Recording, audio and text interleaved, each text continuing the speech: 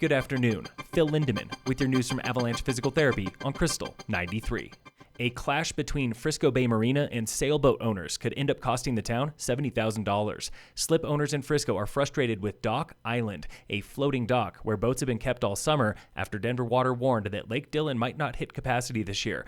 But the lake did hit capacity earlier this month. Slip owner Lynette Hampton of Silverthorne. We have none of the amenities that we pay the additional fees for, to be able to walk down to our boat, to be able to come and go, to be able to have access to bathrooms, to be able to bring our dogs, to be able to run into town when we want. The Dock Island solution was also recommended by consulting firm F3 Marina. Alita Kresge of Frisco. If you have safety issues out there, I think we have less service with it being on the Dock Island, and then I can't use my boat the way I want to. And I would like the town council to have a much closer look and understanding of what F3 is really doing. Town council today weighs 3 remedies for the Dock Island drama: refunds between $40,000 and $70,000 divided between all slip owners, or no refunds, period. The recent multi-million-dollar Big Dig project was also supposed to protect against low water years, but marina staff say Denver Water could start draining the lake soon, which would cut off access to docks on the shore. Council reviews the topic at 6 o'clock.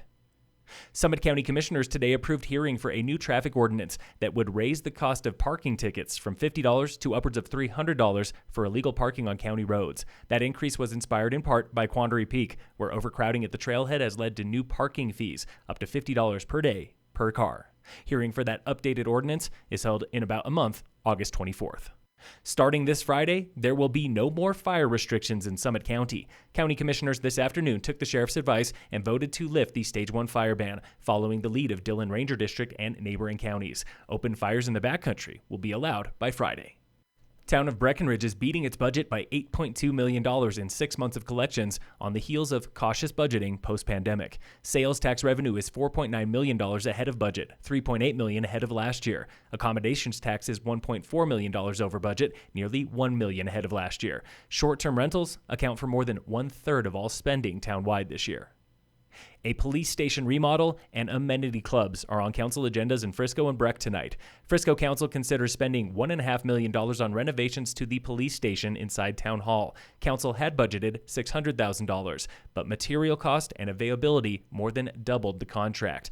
Paying for the project now means a budget amendment, or it could be suspended in hopes the cost goes down. Breck hears first reading of a revised ordinance for amenity clubs, those rec centers found inside of hotels and timeshares. Council tabled an emergency ordinance in April after backlash from Breckenridge Grand Vacations, which suggested the town was trying to sabotage a proposed development at the base of the gondola. In sports, the Rockies play the Angels tonight at 7:40. We're checking in with Krystal 93 correspondent Matt Renew of 9 News, who spent the morning in Idaho Springs at a watch party for Haley Washington, a 6'3" member of the women's indoor volleyball team. You see her mom when they're announcing Haley's name in the Olympics on this TV, and her mom's tearing up, and she's crying. She's so emotional. Her dad is stoic. He's like this 6'8" man, and he's just trying to hold back the tears. Women's volleyball beat the number 1 ranked Chinese team this morning, putting Haley on track to bring a gold medal back to Idaho Springs, where Colorado's gold rush began.